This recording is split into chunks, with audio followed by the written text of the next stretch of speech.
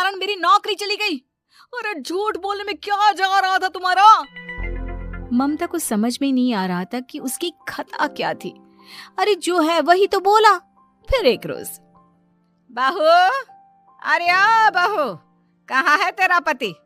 इस महीने घर के खर्चे के पैसे भी नहीं भेजे। क्यों, माँ बाप की फिक्र खत्म हो गई है क्या उसे? बाई लागू माँ जी, वो ये बोल रहे थे कि माँ को क्या है, घर का राशन, खेत का पैसा, मवेशी का दूध, फिर भी न जाने क्यों मेरे सर पर भार देकर बैठी है। तभी सुनील ममता के मुंह पर हाथ रख देता है। क्यों रे कलमुँह है, हटा बहू के मुंह से हाथ। अरे क्या क्या बोलता है तू? वो तो इसकी झूठ बोलने की आदत नहीं है, इसलिए पता चल रहा है। देख मेरी सास कितनी शरीफ है। हाँ, तेरी माँ तो मोहल्ले की बदमाश है ना, और तेरी सास शरीफ है। बेटा ममता को देखता है और गुस्से से बोलता है, अब खड़ी खड़ी देख क्या रही हो? और भी कुछ कहना है क्या? माँ आई है ना, जाकर छाछ ले आ ठंडी वाली। ममता अंदर चली जाती है। माँ, इसके सच बोलने की आदत के कारण मेरी नौकरी जाते जाते रह गई। वो तो मैंने अगले दिन जाकर पैर पकड़ लिए मालिक के, नहीं तो। सब जानता है बहू की आदत नहीं है झूठ बोलने की, तो तू शांत क्यों नहीं रहता? क्यों उसे झूठ बोलने को बोलता है?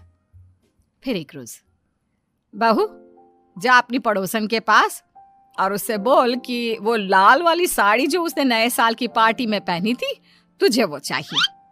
ना माँ जी, मुझे नहीं चाहिए।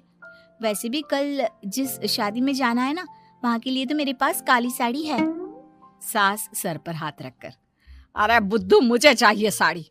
वैसे भी तुम लोगों में तो साड़ी का लेन देन चलता है ना, तेरी भी तो उसने पहनी थी ना। हाँ माँ जी, वो क्या है ना, हम दोनों के कपड़े एक दूसरे को आ जाते हैं। मैं ले आती हूँ आपके लिए साड़ी। बहू पड़ोसन के पास जाती है। कैसी हो निर्मला, तेरी लाल साड़ी चाहिए थी। क्यों?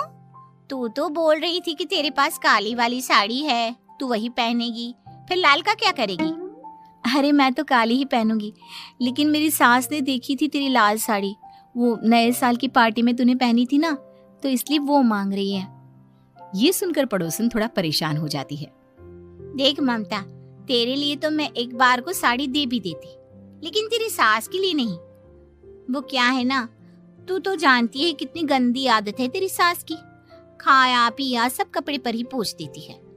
मेरी लाल साड़ी बहुत महंगी वाली है, पता चले उस पर हल्दी तेल का निशान लगा हो।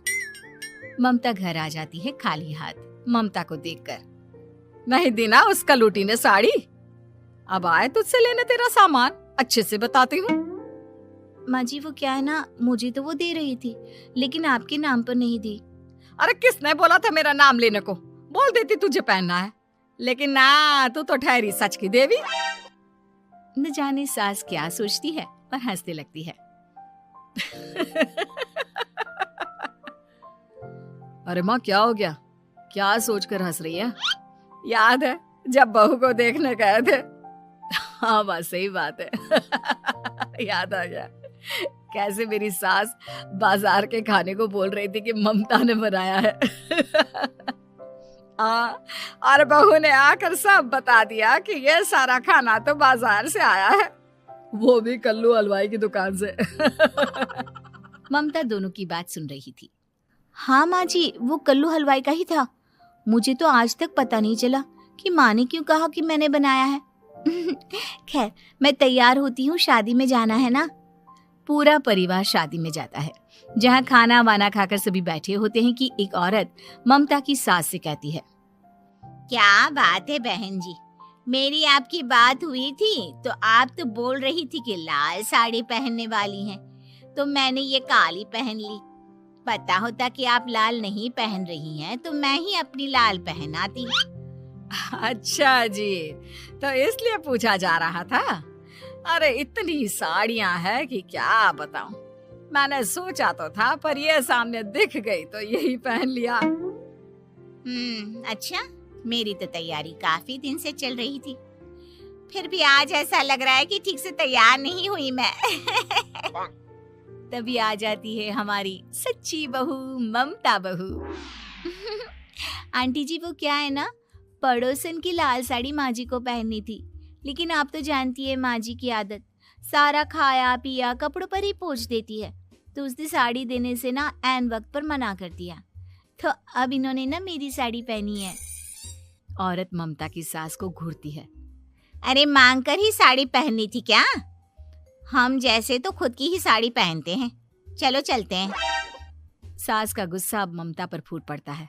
अरे क्या जरूरत थी ये बात सबसे कहने की? अरे घर की इज्जत का कोई ख्याल है कि नहीं तुझे? हाँ, मैंने क्या बोल दिया माँ जी? मुझे क्यों डांट रही है? मेरी गलती क्या है? ममता को रोता देख सुनील आ जाता है। अरे माँ क्या हो गया? पता है ना शादी का माहौल है। सास सारी बात बेटे को बता देती है। देख रहा है तेरी बहू का हाल। अरे इस लड़की को तो ये भी नहीं पता कि कब कहाँ क्या कैसे बोलना है। अरे लेकर जा इसे यहाँ से। सभी घर आ जाते हैं। सास का मुंह तो फूला ही रहता है कि एक दिन।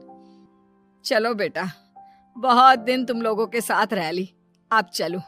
वैसे भी ऐसी बहू के साथ समय कैसे कटे, जो ना झूठ बोलती है ना लोगों की चुगली करती है। अरे गांव में ही ठीक हूँ मैं, कम से कम 4 घर की खबर तो मिलती रहती है, वो भी मसाला डालकर। कैसी बात कर रही है माँ? अभी तो आई है, रह जाना, कितना अच्छा लगता है तेरे रहने से घर। तभी ममता आ जाती है।